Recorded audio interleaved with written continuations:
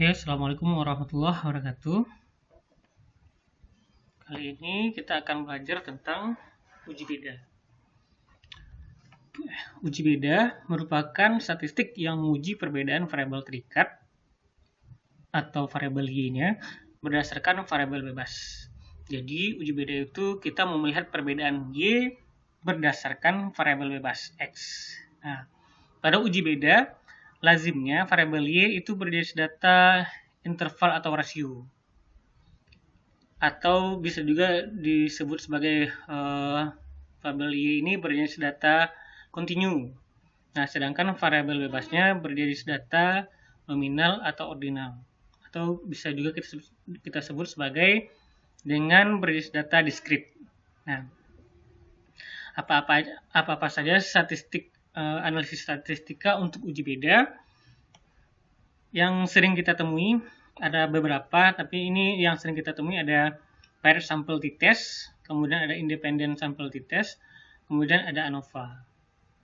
Nah, pada kesempatan kali ini kita akan membahas tentang independent sample t-test. Independent sample t-test atau sering juga disebut sebagai student-t.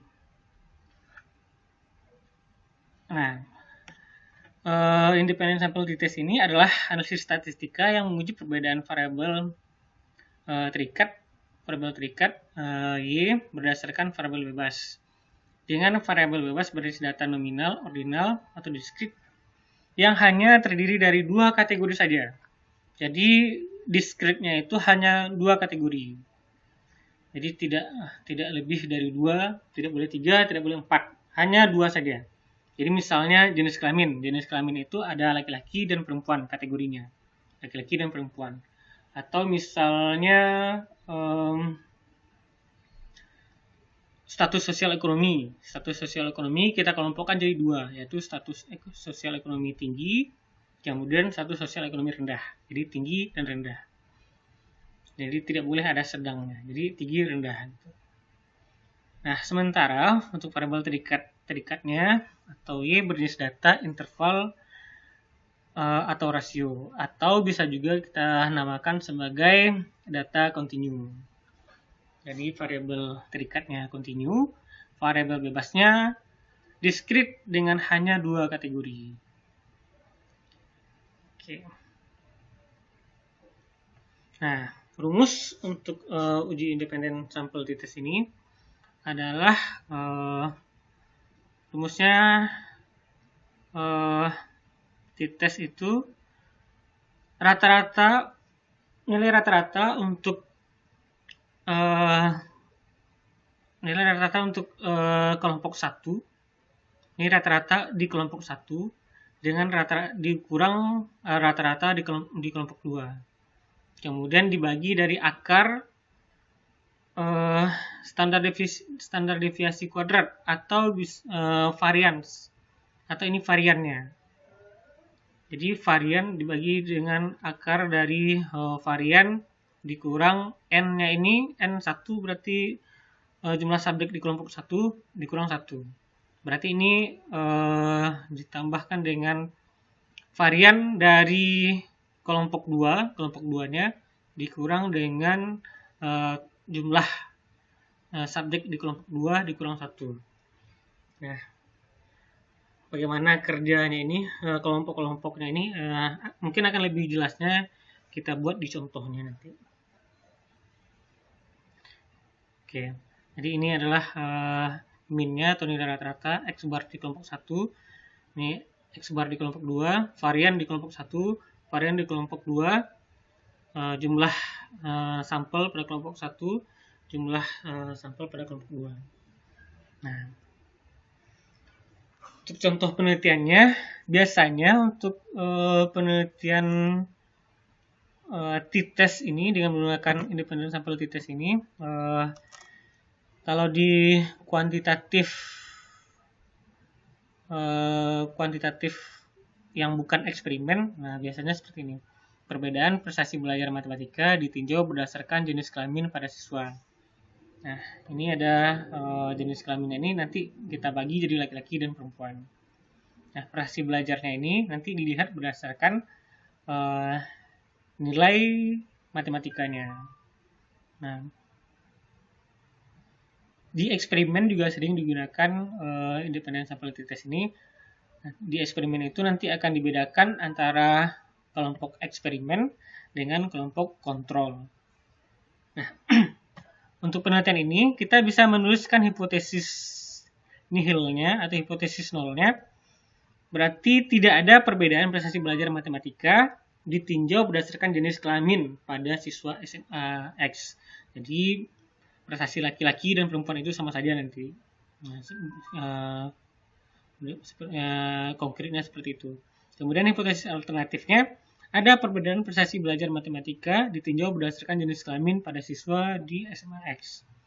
Nah, bagaimana kesimpulannya? Nah, ini akan kita coba cari. Misalkan ternyata datanya itu seperti ini. Jadi kita dapatkan total subjeknya itu adalah N-nya ini ada 16. Jadi dalam satu kelas itu bersih 16 orang. Kemudian nilai matematikanya ini 95, 90 sampai seterusnya. Nah, ini subjek 1, ternyata subjek 1 ini adalah laki-laki. Kemudian subjek kedua adalah perempuan.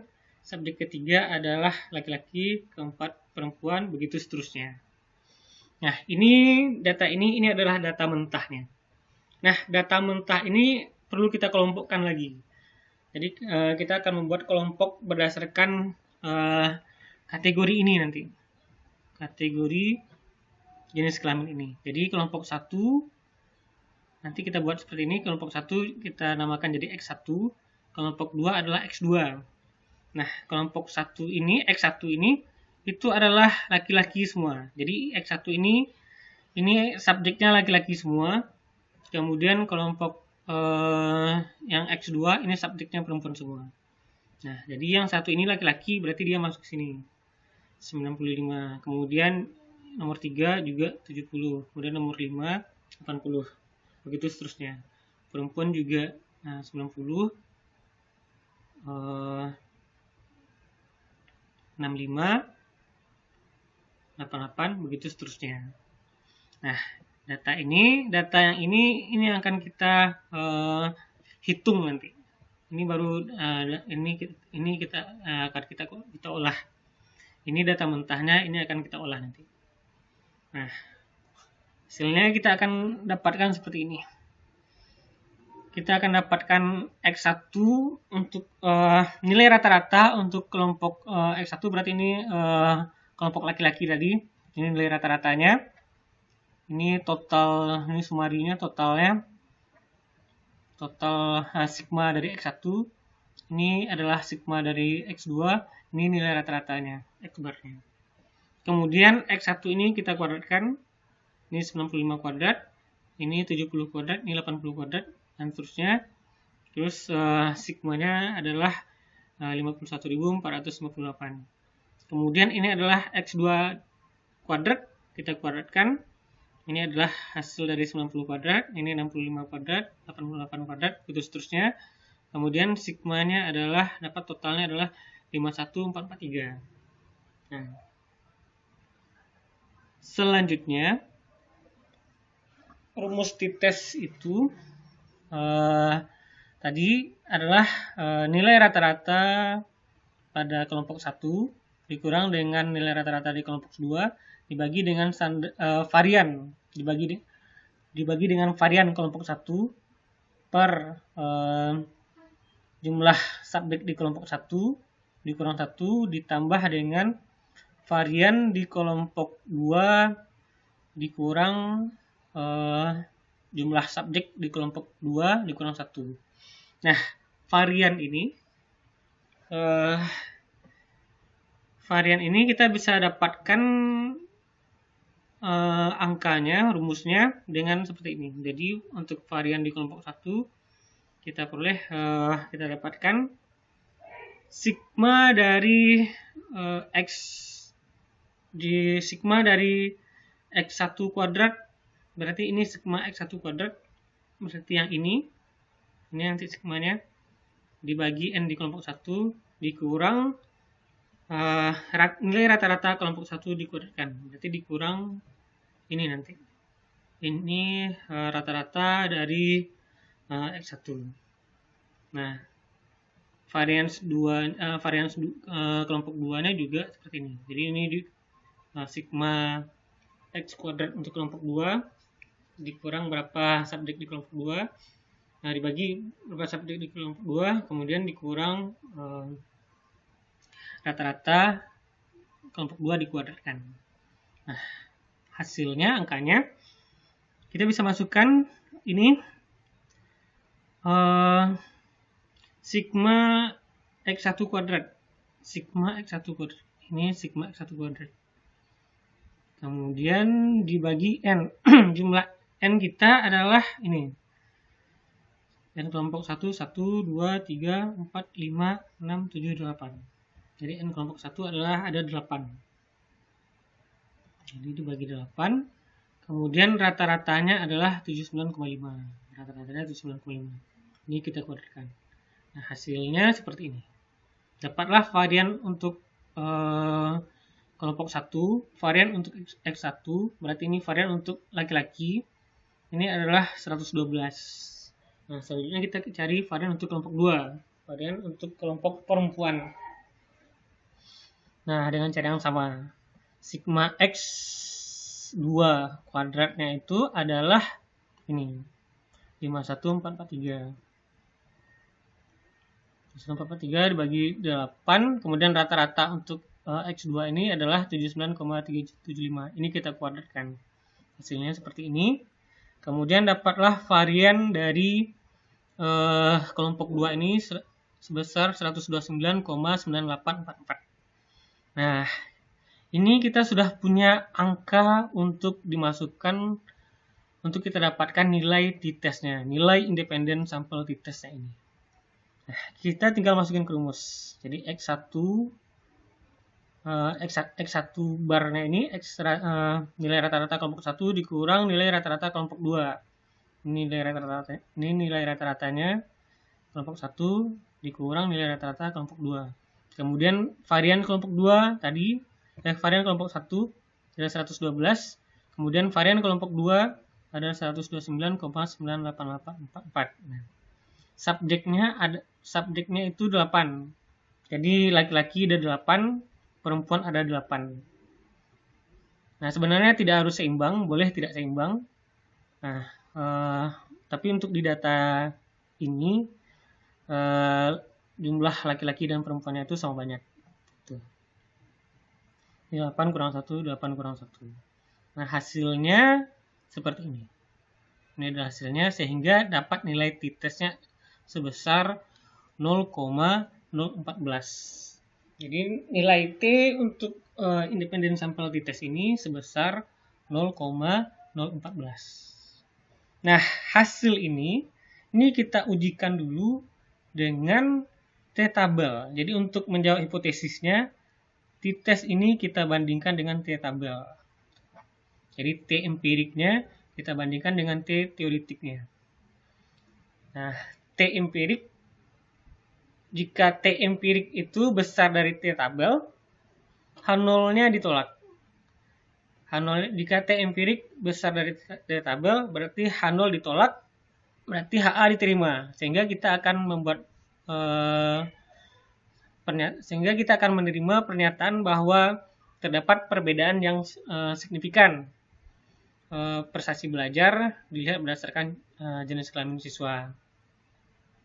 Tapi kalau T empiriknya kecil dari T teoritik, maka H0 diterima, HA ditolak. Sehingga kita akan menerima pernyataan yang menyatakan bahwa tidak terdapat perbedaan prestasi belajar dilihat berdasarkan jenis kelamin pada siswa. Nah, untuk membandingkan T empirik dan T teoritik ini, kita perlu derajat kebebasan atau degree of freedom ini. Disingkat sebagai DB ya, derajat kebebasan. Nah, rumus DB ini adalah N ini N total. Jadi keseluruhan subjek penelitian kita. Jadi kalau tadi laki-lakinya ada 8, perempuannya ada 8 juga, berarti totalnya ada 16. Jadi DB-nya 16 dikurang 2 sama dengan 14. Nah, T-tabel ini kita bisa melihat di tabelnya. Ini sudah ditetapkan oleh ahli statistik. Nah, ini adalah DB, mungkin kurang jelas. Ini DB. Ini DB. Kemudian ini taraf signifikansinya. Ini dari 50%, 40%, 20% sampai 0,1%. Nah, biasanya dalam penelitian sosial itu kita akan menolak atau menerima H0 itu berdasarkan taraf signifikansi 5% ini. Dalam penelitian sosial biasanya dipakainya yang ini. 5% dan 1%. 5% dan 1%. Jadi patokannya adalah 5% dan 1%. Nah, kita tinggal lihat berdasarkan DB-nya. Tadi DB kita ada 14. DB kita 14. 1, 2, 3, 14. Nah, di sini posisi 14. Nah, kemudian kita tarik untuk melihat posisi nilai T-tabel di 5%. Di taraf signifikansi 5%. Atau bisa juga kita sebut sebagai taraf keterpercayaan 95%. Atau bisa juga disebut sebagai taraf signifikansi 0,05. 0,05. Berarti posisinya di sini. Berarti T-tabel itu T teoretiknya sebesar 2,145 untuk 5%. Kemudian untuk 1% itu sebesar 2,977. Nah, kita sudah dapatkan nilai T-tabelnya. Selanjutnya kita bandingkan T-tabel dan T-empirik. Nah, ini T-tabelnya 5% 2,154, 1% 2,977. Nah, harusnya T-empirik kita tadi sebelumnya adalah 0,014. Kita dapatkan dari sini tadi T-empiriknya 0,014. Nah, berarti bahwa T-empirik kita lebih kecil dari T-tabel, baik di taraf 5% maupun di taraf 1%. Nah, sehingga kesimpulan kita berarti di sini. Kesimpulan kita di sini.